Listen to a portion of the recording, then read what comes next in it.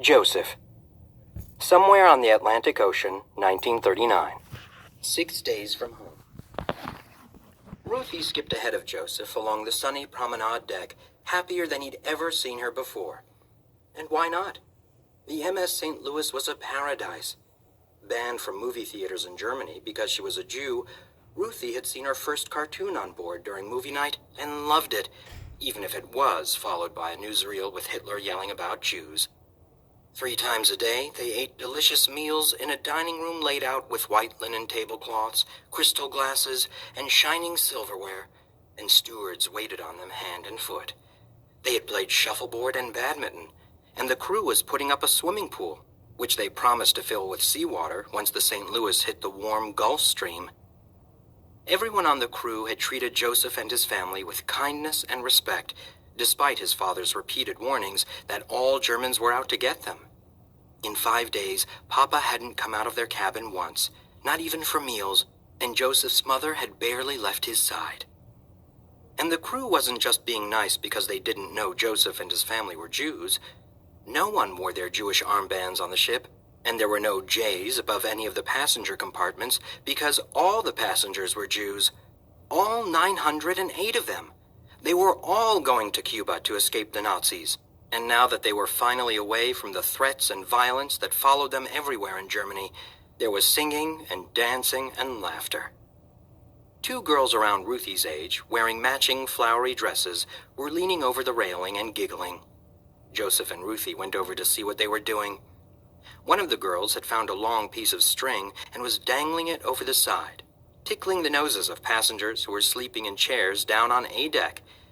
Their current victim kept batting at his nose like there was a fly on it. He bopped his nose hard enough to jerk awake, and Ruthie laughed hysterically. The girls yanked up the string, and they all dropped to the deck behind the rail where the man couldn't see them laughing. "I'm Joseph," he told the other girls when they'd all gathered themselves together. "And this is Ruthie." "Joseph just turned 13, Ruthie told the girls. "He's going to have his bar mitzvah next Shabbos." A bar mitzvah was the ceremony at which a boy officially became a man under Jewish law. It was usually held on the first Shabbos, the Sabbath, the Jewish day of rest, after a boy's 13th birthday. Joseph couldn't wait for his bar mitzvah. "If there's enough people," Joseph reminded his sister. "I'm Renata Aber," said the older of the 2 girls, "and this is Evelina." They were sisters, and amazingly, they were traveling alone. "Our father is waiting for us in Cuba," Renata told them. "Where's your mama?" Ruthie asked. "She wanted to stay in Germany," Evelina said. Joseph could tell it wasn't something they were comfortable talking about. "Hey, I know something funny we can do," he told them. It was a trick he and Klaus had played on Herr Meyer once upon a time. Thinking about Klaus made Joseph think about other things, but he blinked away the bad memories. The MS St. Louis had left all that behind. "First," Joseph said, "we need some soap." Once they had found a bar, Joseph showed them how to soap up a door handle so that it was so slick it was impossible to turn. They used it on the door handles of cabins up and down the passageway on A deck, then hid around the corner and waited. Soon enough, a steward balancing a large silver tray came down the hall from the other end and knocked on a door.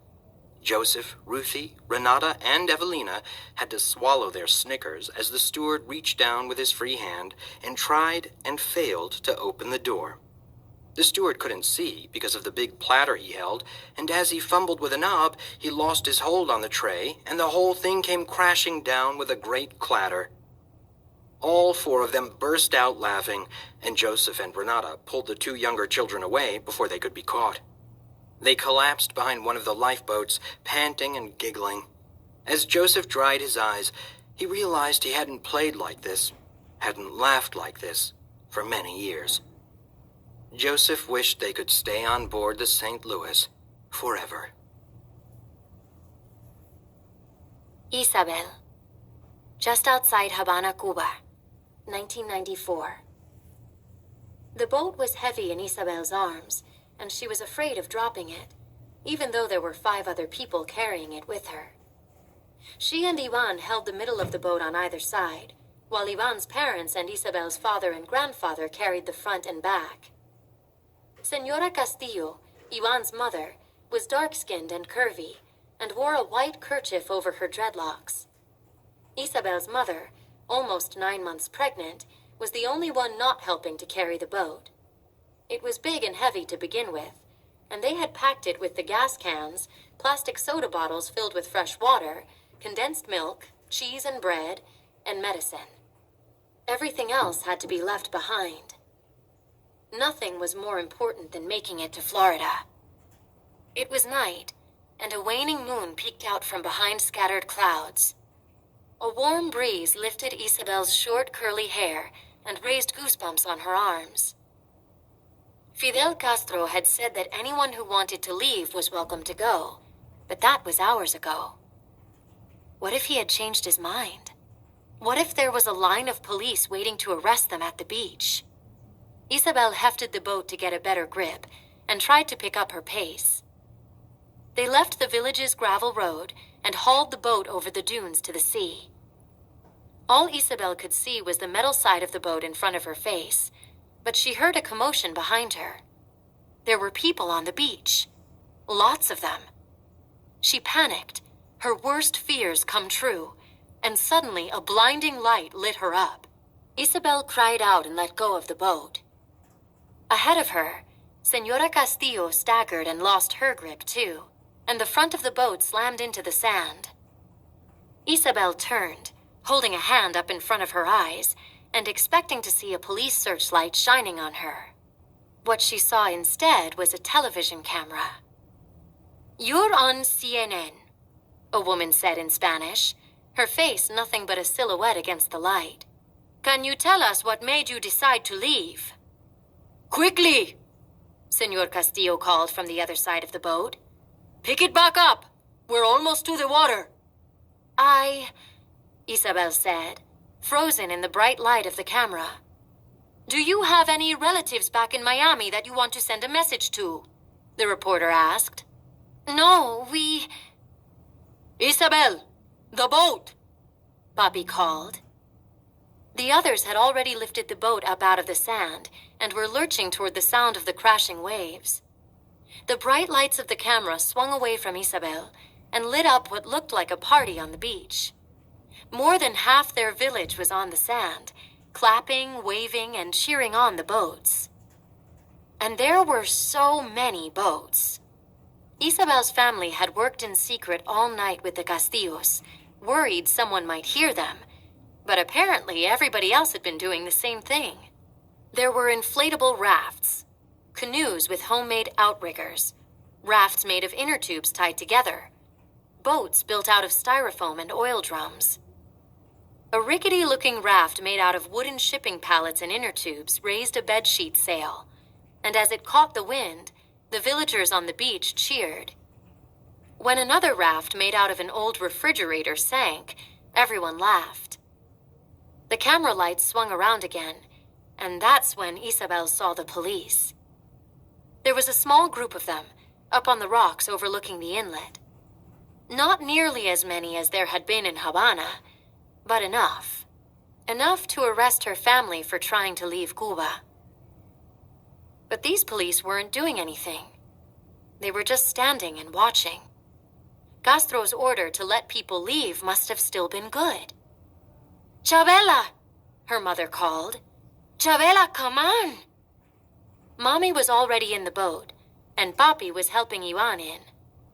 Senor Castillo was trying to get the motor started. Isabel waded into the water, the waves lapping up to the bottom of her shorts. She was almost to Papi's outstretched arms when she saw her father's eyes go wide. Isabel looked back over her shoulder. 2 of the policemen had broken from the group and were running toward the water. Toward them. "No! No! They're coming for me!" Papi cried. Isabel fell into the water and swam the rest of the way to the boat, but her father was already climbing over the side. "Start the engine!" he cried. "No! Wait for me!" Isabel yelled, spitting seawater. She got a hand to the side of the boat and looked back. The two policemen had hit the surf and were running high-legged through the waves. Worse, the other policemen were running too, and they were all headed for the Castillos' boat. Hans grabbed Isabel and helped her climb the side of the boat. Ivan. But when he got her aboard, Ivan and his mother then reached their hands out for the two policemen who were chasing them. What were they doing? No! Bobby cried, scrambling as far away from them as he could. Ivan and Senora Castillo grabbed the arms of the two policemen and pulled them on board, and they all collapsed into the bottom of the boat. The policemen pulled off their berets, and Isabel recognized one of them instantly. One was Luis, the Castillos' elder son. The other policeman shook out his long black hair, and Isabel was startled to realize it wasn't a policeman at all. It was a policewoman. When she took Luis's hand, Isabel guessed she was his girlfriend. This must have been the Castillos' plan all along, for Luis and his girlfriend to run away with them. But they had never told Isabel and her family. Pack! A pistol rang out again over the waves, and the crowd on the beach cried out in panic. The pistol fired again, pack, and ping. The hull of the Castillos' boat rang as the bullet hit it. The police were shooting at them. But why? Didn't Castro say it was all right to leave?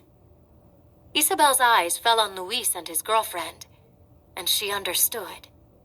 They had been drafted into the police, and they weren't allowed to leave.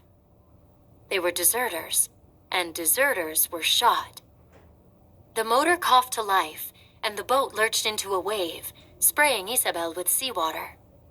The villagers on the beach cheered for them, and Senor Castillo revved the engine, leaving the charging policemen in their wake. Isabel braced herself between two of the benches, trying to catch her breath. It took her a moment to process it, but this was really happening. They were leaving Cuba, her village, her home, everything she'd ever known, behind. Isabel's father pitched across the roiling boat and grabbed Senor Castillo by the shirt. "What are you playing at, letting them on board?" he demanded. "What if they follow us? What if they send a Navy boat after us? You've put us all in danger." Senor Castillo batted Geraldo Fernandez's arms away. "We didn't ask you to come along. It's our gasoline!" Isabel's father yelled. They kept arguing, but the engine and the slap of the boat against the waves drowned their words out for Isabel. She wasn't paying any attention anyway. All she could think about was the 90 miles they still had to go, and the water pouring in from the gunshot hole in the side of the boat.